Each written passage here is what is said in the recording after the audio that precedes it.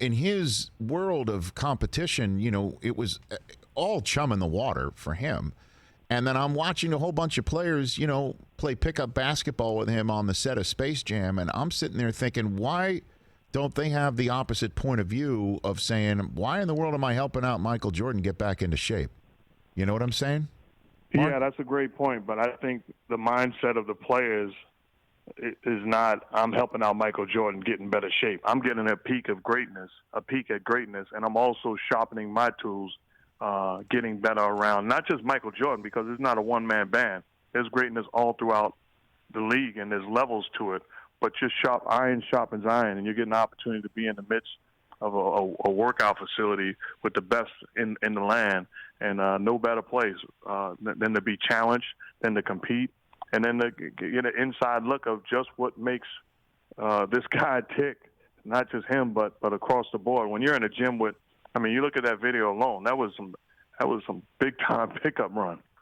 Oh yeah, some of the best footage we've seen in the Last Dance was not only that game, but obviously the Monte Carlo practice for the Dream Team and all of that. Mark, it's just been great just to seeing that stuff on the inside, and you're already hearing some of the conversation that Jordan, that there's no Jordan in the NBA today. Even LeBron being as great as he is, he doesn't have that similar killer instinct that Jordan is displaying right here. How would you handle that, having such a front row seat of watching LeBron's greatness unfold in his generation, Mark?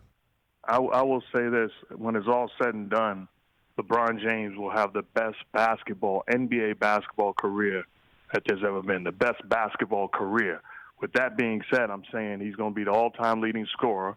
He's going to be a top 5 assist man in the history of the game with a bunch of other accolades that we don't have enough time for me to go through.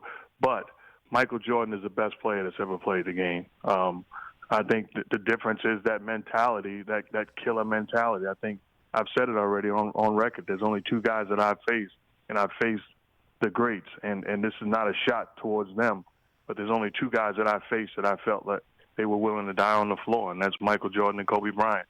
Just different mentalities and different work ethics that put them in position to, you want them on your team. And that's not a shot at LeBron James or anybody else. That's just giving credit to those 2 guys. Would you have wanted to play with those 2 guys? Without a doubt. That's to me, that's a trick question, because I'm not afraid to work. I'm not afraid to lead. I'm not afraid to challenge. I think they're great teammates. At the same time, what you want most from a teammate is, when the lights turn on, do I know what I'm going to get from them? And without a doubt, with those 2 guys, you knew it was going to be 100% effort, energy, and intensity. So, again, just diving into this, because I think this is going to be the conversation once the documentary ends next Sunday, and we're going to come on the air Monday on this show and so many others, talking about who's the greatest of all time from Jordan and LeBron. That'll be one conversation. Another one will be Bulls team that we just saw, and the Lakers team that Phil Jackson took over as coach with Shaq and Kobe, so on and so forth. I think that will be the conversation we're having nationally a week from now.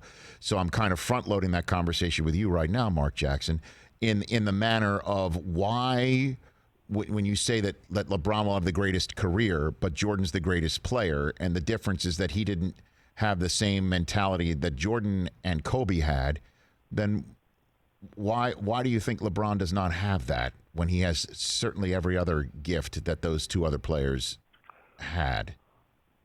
Well, a couple of things. I'm not going to, take Kareem Abdul-Jabbar out of the conversation. Okay. I think his greatness gets overlooked. So I'm not going to fast forward to just LeBron and Michael. So I think there's a list of guys that's in the discussion. When you look at Will Chamberlain's numbers, also, it blows your mind. But I'll say this: it's not a knock at LeBron. And automatically, when you say the mentality of Kobe and Michael, people fast forward and drive right up to LeBron's garage. I'm saying everybody that I've ever seen play the game, in the history of this game, there's only 2 guys. So not just LeBron, every single body else other than Michael and Kobe didn't have that mentality, including me. So it's not a knock, and I feel like I'm an outstanding competitor and I want to win, but I'm not willing to lose my life on the court for the game of basketball. That's a whole different mentality. So it's not a shot at LeBron.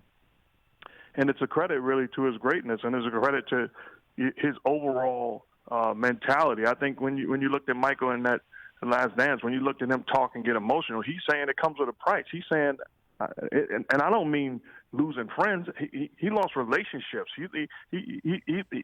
I'm sure he's looking saying, well, I could have been a better father. I could have been a better husband. I could have been a better man. But I was, driven down one lane with one mindset and one goal. He's opening up.